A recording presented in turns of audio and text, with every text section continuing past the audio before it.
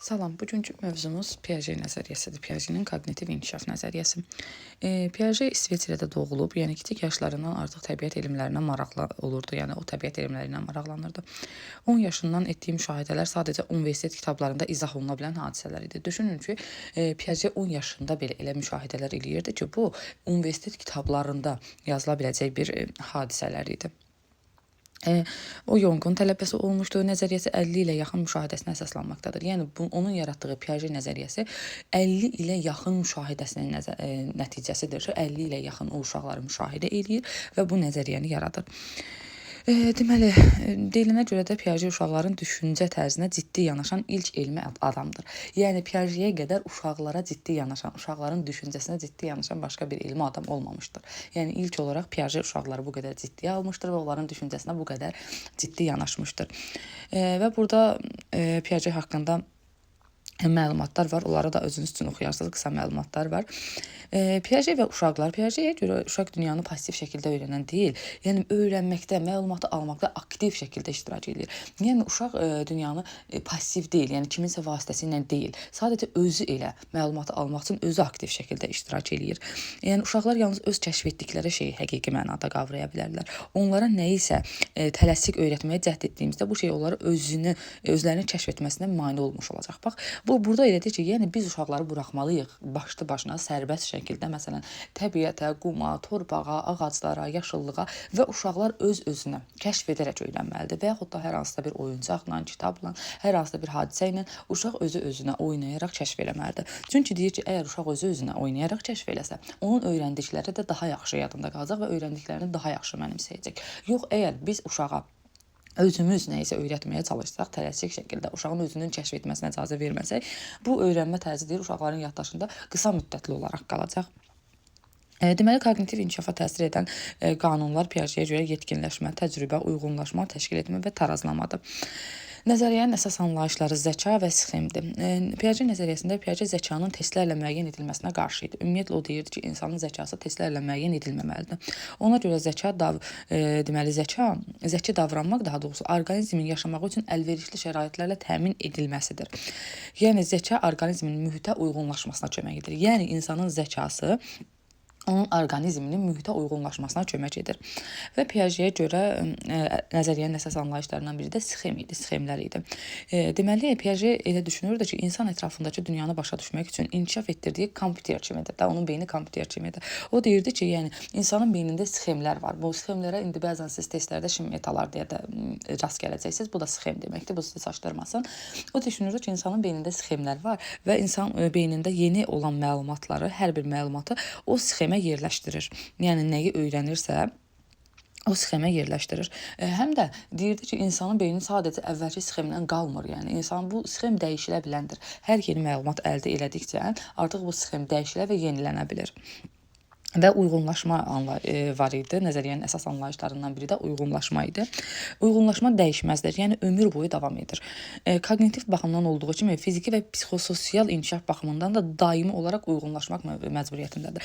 Yəni deyir insan beyin olaraq, öyrənmə olaraq, koqnitiv olaraq uyğunlaşmalı olduğu kimi eyni zamanda fiziki olaraq və psixososial olaraq da ömür boyu uyğunlaşmağa məcburdur. Yəni uyğunlaşmaq məcburiyyətindədir. Və Piagetə görə bu uyğunlaşma iki istiqamətdə gedir. Assimilyasiya və akkomodasiya. Və bunların da mənası var. Assimilyasiya mənimsəmə deməkdir. Yəni bu nə deməkdir? İnsan yeni qarşılaşdığı vəziyyət, əşya, hadisə və ya məlumatı özündən əvvəl mövcud olan sxemlərlə açıqlaya bilməsidir. Bax, məsələn, bunu loru dildə sizə belə bir izah verəcəm. Yəqin ki, bu daha aydın olacaq. Assimilyasiya nədir? Məsələn, balaca bir uşaq pişik balasını görüb və onu tanıyır. Bilir ki, bu pişik balasıdır. Və sonra uşaq aslan balasını görür də, bir müddət keçir, uşaq aslan balasını görür. Amma o aslan balasını tanımır. Başlayır onu elə pişik balasına bənzətməyə. Deyir ki, bu pişik balasıdır. Yəni uşaq neynədir? Gördü, onu tanımadı. Və neynədir? Bilmədi də, o elə bildi ki, elə o pişik balasıdır. Axı pişik balasını tanıyır uşaq. Və dedi ki, elə aslanın balası da pişik balasıdır. Yəni əvvəl bildiyinin üzərinə onu yerləşdirdi. Əvvəl bildiyim, necə deyim? mövcud olan, beynində mövcud olan sxemi onu yerləşdirdi. Uşağın beynində sxem nə idi? Pişik balası. O pişik balasını görmüşdü, onu tanıyırdı. Aslan balasını gördü, onu da pişik balasına oxşatdı və yerləşdirdi beynində ora. Yəni dedi ki, elə bu da pişik balasıdır. Düzdür? Və uyğunlaşdırma var. Bir də akomodasiya. Akomodasiya uyğunlaşdırma deməkdir. Bunun mənası odur ki, insanın yeni qarşılaşdığı vəziyyət, hadisə ya da məlumatı özündən əvvəl mövcud olan sxemlərlə açıqlaya bilmədikdə yeni bir sxem fikirləşməsidir və mövcud sxemin məzmununu dəyişdirməsi lazım gəlir. Bax, məsələn, bayaq assimilyasiyada necə idi? Uşaq pişik balasını tanıyırdı, aslan balasını gördü, onu pişik balasına oxşatdı, dedi ki, elə bu da pişik balasıdır. Amma akomodasiyada, uyğunlaşdırmada uşaq pişik balasını tanıyır, aslan balasını görür, onu pişiyə oxşatmır. Görür ki, bu fərqlidir. Yəni, başqa cürdə, artıq biraz uşaq böyüyüb deyək də, yəni, onu oxşatmır pişik balasına və artıq beynində yeni bir sxem yaratmalıdır ki, bu yeni bir heyvandır da və o heyvanı beynində açıqlamalıdır, izah etməlidir. Artıq uşaq beynində yeni bir sxem yaradır, ona deyirik ki, bu aslan balasıdır və uşaq o sxemi də beynində qurur. Bilir ki, bu da aslan balasıdır və necə oldu? Uşaq gördüyü yeni bir şeyi beynində özü üçün uyğunlaşdırdı. Onun üçün yeni bir sxem yaratdı. Bu da akomodasiyadır.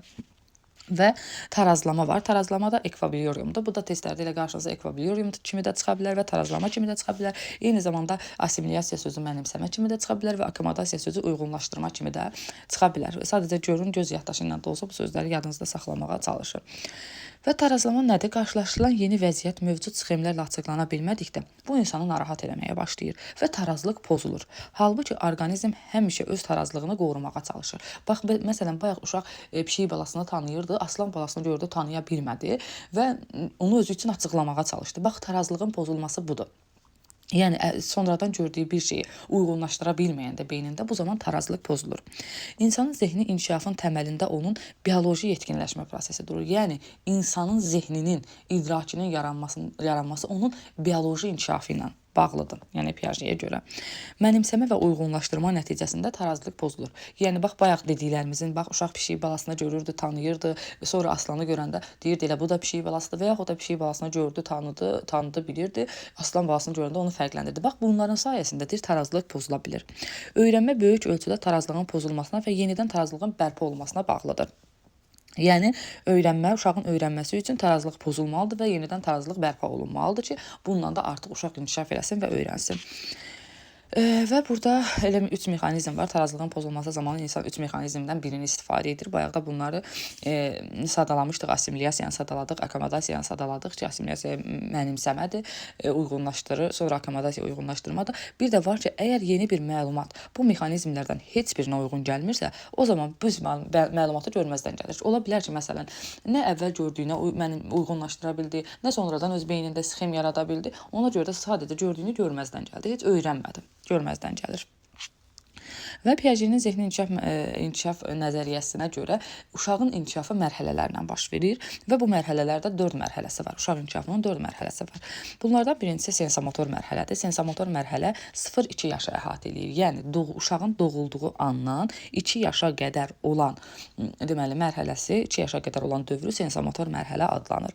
İkincisi əməliyyat öncəsi mərhələdir. Əməliyyat öncəsi mərhələyə, deməli, birinci sensomotor mərhələdir. Sensomotor mərhələyə hissi hərəki mərhələdə deyilir. Yəni, bax, bunları özünüz üçün qeyd edin. Birincisi sensomotor mərhələdir. Doğulduğu andan 2 yaşa qədər olan dövrü əhatə edir və bu mərhələyə bəzən hissi hərəki mərhələdə deyilir. Testlərdə bu qarşınıza bu formada da çıxacaq. Hissi hərəki mərhələ.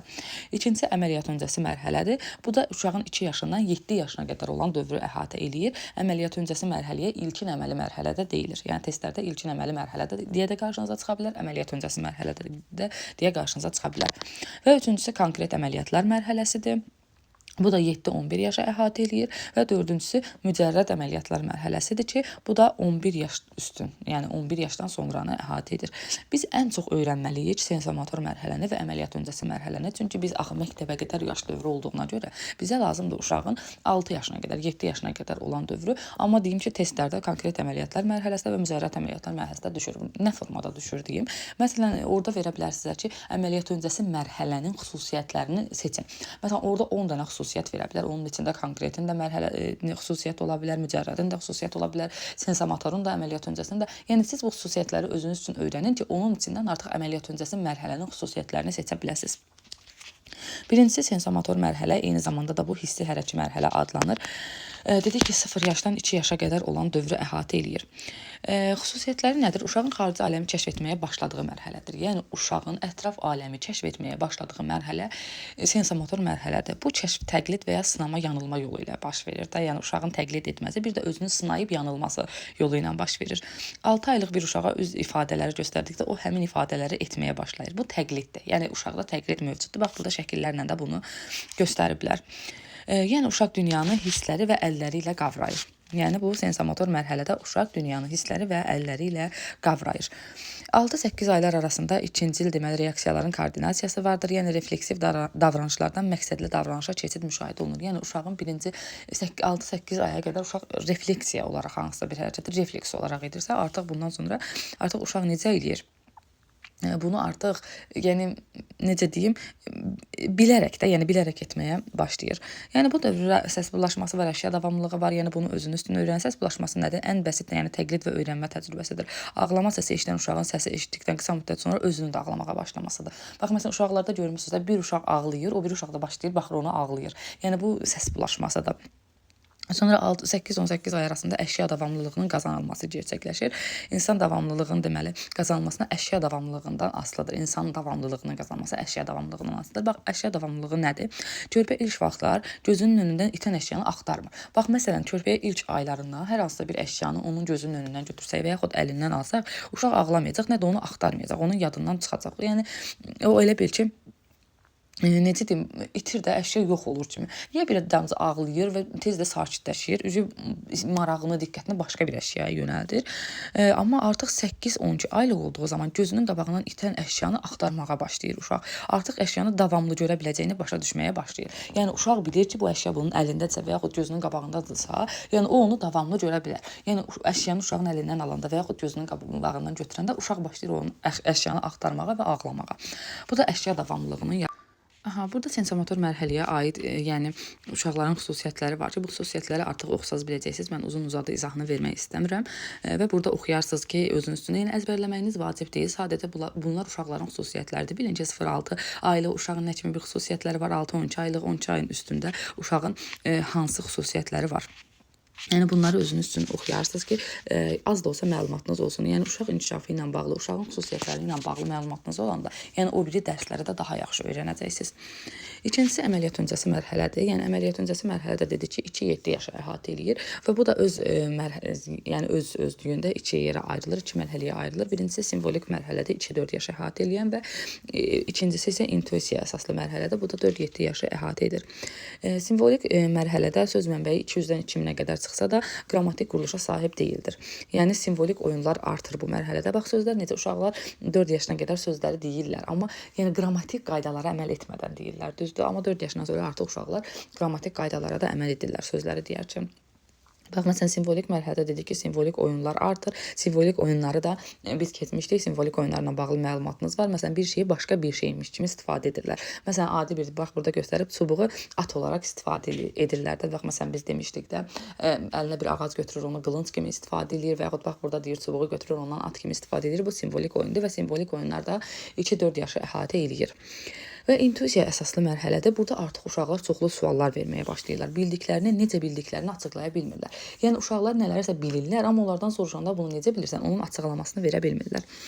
Əməliyyat öncəsi mərhələdə uşaqlar nə bacarmalıdırlar? Bax, burada onların hamısı göstərilir. Bir-bir mən oxumaq istəmirəm bunları. Özünüz üçün bunları oxuyarsınız ki, əməliyyat öncəsi mərhələdə uşaq nələri bacarmalıdır artıq. Və uşaqlarda əməliyyat öncəsi mərhələdə, yəni ilkin əməli mərhələdə egosentrik düşünmə var. Bax, testlərdə düşəcək sizə egosentrik düşünmə. Hansı mərhələdə olur? Bunu yadınızda saxlayın ki, əməliyyat öncəsi mərhələdə. Egosentrik düşünmədə nədir? Mən mərkəzli düşünmədir. Yəni, onlar necə düşünürlər? Özlərini dünyanın mərkəzində hesab eləyirlər. Bax, məsələn, uşağa deyəndə ki, niyə günəş çıxır? Uşaq deyəcək ki, günəş məni isidmək üçün çıxır.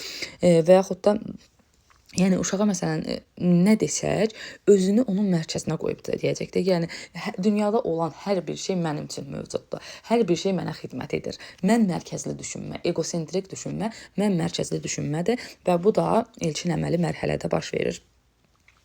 Artıq məsələn uşaq simvollardan istifadə etməyə başlayır. Bu əməliyyat öncəsi mərhələdə dili istifadə etməyə başlayır, danışır, şəkil çəkərək özünü ifadə edir. Bax bunları özünüz üçün oxuyarsınız. Məsələn tək tərəfli qruplaşdırma edə bilir, tək tərəfli fikirləşmə edə bilir. Bunların hamısını özünüz üçün oxuyun.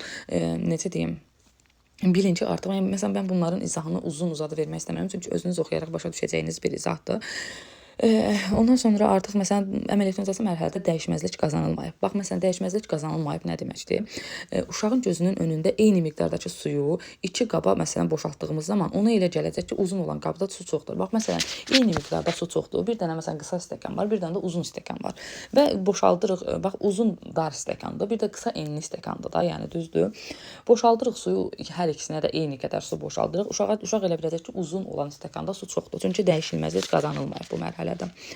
Sonra var animizm, yəni ilkin əməliyyat öncəsi mərhələnin xüsusiyyətlərindən də biri animizmdir. Animizm nədir? Uşaqlar canlı və cansız varlıqları bir-birinə qarışdırırlar. Bax bu sözləri özünüz üçün mütləq şəkildə qeyd eləyin, qarşısından açıqlamasını yazın ki, sonra sizi çaşdırmasın.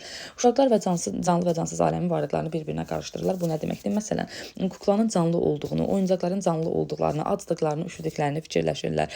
Yəni bu necə bir şeydir? Uşaq kuklaya görmüsünüz yəqin ki, yeməyi yedizdirməyə çalışır və yaxud yatanda onun üstünü örtür, o fikirləşir ki, kukla da üşüyür, kukla da acır. Bax bu animizmdir. Uşağın canlı və cansız aləmi qarışdırması animizmdir. Əməliyyat öncəsi mərhələdə uşaqlar tərsinə çevirə bilmə işini edə bilməzlər. Bax, məsələn, əməliyyat öncəsi mərhələdə biz uşaqları 1-dən 10-a qədər saydıra bilərik, amma ondan geriyə rahat saya bilməzlər. Desək ki, ondan geriyə sayın, onlar rahat şəkildə ondan geriyə saya bilməzlər. Amma 1-dən 10-a kimi sayarlar. Ondan geriyə artıq rahat şəkildə saya bilməzlər. Məsələn, burada qeyd olunur ki, evdən məktəbə gedəndə gördüklərini sıra ilə deyə bilsələr də, artıq məktəbdən evə gələndə soruşsaq, onda çətinlik çəkə bilərlər. Yəni tərsinə etməkdə biraz çətinlik çəkirlər. Sonra monoloq tipli danışıq var ki, uşaq mənliyini yüksək qiymətləndirməyə başlayır. Bax, bu eqosu yüksək olur da bu uşaqların. Eyni mühitdə yan-yana olan uşaqların qarşılıqlı olaraq danışıldığı düşünsə də, əslində onlar yəni bir-biri ilə danışmırlar da, bir-birini dinləmirlər. Yəni bir-biri yoxmuş kimi davranırlar. Yəni monoloq tipli özlərinə aid olan danışıq tipi olur uşaqlarda. Və üçüncüsü konkret əməliyyatlar mərhələsidir. Konkret əməliyyatlar mərhələsində dedik ki, 7-11 yaşı əhatə eləyir. Konkret əməliyyat mərhələsində uşaq artıq əşyanın ümumi vəziyyətini, həcmini, böyüklüyünü qavrayır. Artıq uşaq tərsinə çevirə bilir. Məsələn, ilkin əməli mərhələdə, əməliyyat öncəsi mərhələdə uşaq 1-dən 10-a qədər saydı, amma ondan geriyə saya bilmədisə, konkret əməli mərhələdə artıq bunu bacarır. Məsələn, 5+2 misalını, 7 misalını 7-2 olaraq da həll edə bilirlər. Artıq rəqəmləri böyükdən kiçiyə, kiçikdən böyüyə sıralaya bilirlər. Qruplaşdırmağı bacarırlar artıq konkret əməli mərhələdə. Məsələn, aşağıda, bax, burada verilib də fiqurlar verilib. Bu fiqurları həm rənginə görə, həm də formasına görə qruplaşdıra bilərlər artıq uşaqlar. Və sonra gəlir artıq mücərrəd əməliyyatlar dövrü. Mücərrəd əməliyyatlar dövrü də dedik ki, əhatə eləyir 11 yaş üstünü. Artıq burada uşaqlarda məntiq formalaşır. Məsələn, mücərrəd problemləri artıq məntiqli şəkildə düşünüb həll etmə bacarığına yiyələnirlər uşaqlar. Artıq məsələn, onlar asteroidlər haqqında, qlobal istiləşmə barədə və s. barədə, yəni düşünüb, bunlar barədə düşünüb fikir yürüdə bilirlər 11 yaş üstü uşaqlarda. Yəni mücərrəd hadisələr barədə artıq məntiqi şəkildə düşünüb fikir yürüdə bilirlər. Xüsusidən ümumiyə, ümumidən xüsusiyə düşünə bilirlər, əqli mühakimələr edə bilirlər. Özünə məxsus fikirləri olur, dəyərləri olur, inancları olur artıq mücərrəd əməliyyatlar mərhələsində və yeniyetməlik egosentrizmi yaranır. Yəni yeniyetməlik egosentrizmində, yəni uşaqların 11 yaşdan yuxarı artıq görmüşük də uşaqlarda yeniyetməlik egosu olur ki, bu da nədir? Özünə yönəlmə, özünü yüksək qiymətləndirməyə. Məsələn, uşaq düşünür ki, məsələn, hər kəs onu izləyir, hər şey onu izləyir. Mənim hər şeyə gücüm çatar, mənə heç nə olmaz. Öz yaşadıkları ilə bağlı şişirdilmiş hekayələr qurur. Məsələn, heç kim onun qədər ağrı, məsələn, o hər hansısa bir, nə bilim, iş zamanı yıxılıbsa, əzilibsə, heç kim onun qədər ağrı hiss eləməyib və yaxud da heç kim onun qədər hər hansısa bir hadisəyə sevinibsə, onu elə bir tərzdə şişirdib danışır. Yəni heç kim onun qədər sevinə bilməz də, heç kim onun qədər böyük bir sevinc yaşaya bilməz. Yəni bunların hamısı da baş verir harda? Mücərrəd əməliyyatlar mərhələsində. Artıq mücərrəd əməliyyatlar mərhələsində uşaq analitik düşünməyə başlayır, yəni elmi düşünməyə başlayır, analoji düşünmə, yəni bənzədərək düşünmə, bilinməyən vəziyyəti bilinən vəziyyətə bənzədərək izah etməyə başlayırlar artıq mücərrəd əməliyyatlar mərhələsində. Eyni zamanda metakognitiv düşünmə olur, insanın necə öyrəndiyini və necə müvəffəq olduğunun fərqinə varırlar. Məsələn, öz öyrəndiklərinin necə öyrəndiklərinin fərqinə varırlar. Yəni bir növ artıq uşaqlarda necə deyim, beyinləri daha çox inkişaf eləyir də mücərrəd əməliyyatlar mərhələsində. Bunlar da özünüz üçün oxuyun, qeydlər aparın ki, artıq biləsiniz ki, necə deyim, hansı yaş dövrünün hansı xüsusiyyətləri var. Burada Piagetə görə idrac necə olur, bunu da özünüz üçün oxuyarsınız. Yəni idraçın anlayışları nədir? Piagetə görə ağıldır, bilikdir, düşüncədir, yaddaşdır, xatırlamadır, problem həll etmədir. Bunlar nədir? İdraçın əlamətləridir və Piagetə görə zəkanın əlamətləri nədir? Zəka insanın ətraf mühitə adaptasiya ola bilmə gücüdür. Yəni insanın zəkası olmalıdır ki, uşaq yəni insan və yaxud uşaq fərqi yoxdur, ətraf mühitə adaptasiya ola bilsin. Anlamaq üçün əvvəlcə kəşf etmək lazımdır. Əvvəl hərəkət, sonra düşüncə. Məsələn, Piaget deyirdi ki, əgər nəyisə başa düşmək istəyirsinizsə, başa öyrənmək istəyirsinizsə, mütləq əvvəl onu kəşf eləməlisiniz.